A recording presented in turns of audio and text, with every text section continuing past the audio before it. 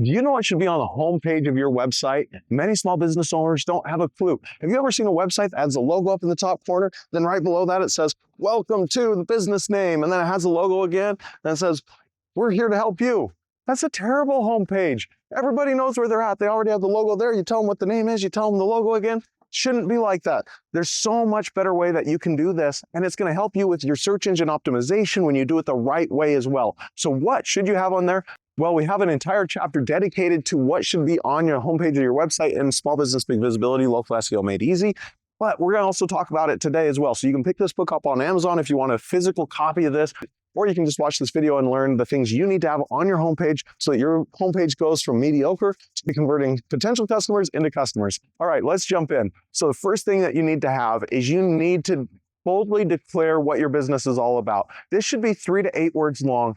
Maximum. You want to hit people very powerfully as soon as they get there with a very short sentence that shows them who you are and what you're all about. That way they can read it that fast. If they have to sit and read a paragraph, it's not going to happen. People scan websites much the same way that you're browsing a magazine. You're just kind of glancing at it. So most people can absorb 3 to 8 words without actually even recognizing that they're reading. That's why you want 3 to 8 words. Now, up at the top of the website, oftentimes a nice, beautiful image can pair up very well with that statement. And you want that video or image up there to reinforce what that message is. Now, down below that, oftentimes what you're going to want to have is a supporting message a little bit longer so that if that first message piqued their interest, they can dive in maybe 12 to 20 words and it expands on that initial message.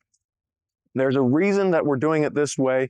You should have a 12 to 20 word message expanding on that previous, because if it catches their attention, it's going to hold their eyes for a little bit longer. Now, one of the things that Google does, it came out a few years ago, they measure how long people are staying on your site. So if you build your homepage in a way that gets them to stay longer than your competition site, then you're going to be more favored by Google, because Google knows that people who are interested in your business stick around. So if your homepage gets them to stick around a few seconds longer than the competition, Google knows that, hey, there's something going on here.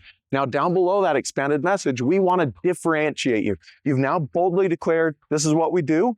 Now you're going to say, these are the things that differentiate us. And we have a whole worksheet in here that teaches you how to differentiate and how to figure out what those messages are. But usually you want a 1 to 3 word title for each one of those differentiators, and then a little blurb of text that supports that title so that they can get a good understanding of what you mean by that. So that goes right underneath that 12 to 20 word message. Below that, there's a few more sections. And we're going to quickly glance through each one of those sections. You need to have an About Us section. Have a picture, have a small blurb of who you are as an organization, but you don't just say, oh, we were founded in blah, blah, blah. No, this message needs to be tuned to your ideal customer. What would they want to know about your organization? You boil it down to just a paragraph or two, then you're going to link out to your About Us page from that so that if they're interested in learning more about that message of who your organization is, they have a way to go and do that. Again, you are trying to keep retention on your site. Next, below that, you're going to highlight your primary products and services that you're going to offer. Now, each one of these should, again, have either an image and or the title and description, short description that explains, and then you can link out to where they can learn more about each one of those products and services. Also on the page, you need to have some trust symbols. This can be testimonials. It can be things like, we've been in business for over 20 years. It can be small statements like that that help people understand that they can trust you. If your business is such that you have before and after images, throwing just a couple on the homepage, linking out to the gallery can be a great way to pique their interest as well so that they can really understand the kind of quality of work that you do as an organization. Also, on your homepage, you need to have a call to action. Up at the top in the header area, you should probably have your phone number right there so it's easy for them to be able to click to call your business. You need to have that contact information easily discoverable. It needs to be in the footer, it needs to be in the body. If, for example, everybody that you talk to wants a free quote, put that on the homepage. Call for a free quote today. Looking for a free quote? Contact us. That kind of message scattered in throughout the page a couple of times is going to help direct people from the learning phase to the take action phase.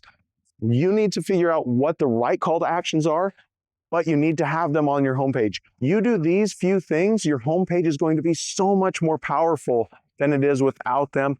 You're going to have longer retention time. You're going to get them to click to other parts of your site. You're going to get them educated as to who you are, which that's your end game anyway, is to show up sooner so you get more people to your site so that those people go from potential customers to actual customers. If that's what you're looking for, follow these steps. You're going to find more success, and then tune in for the next video where we dive into more information on what you should be doing to outrank your competitors and start taking your fair share of the traffic from Google.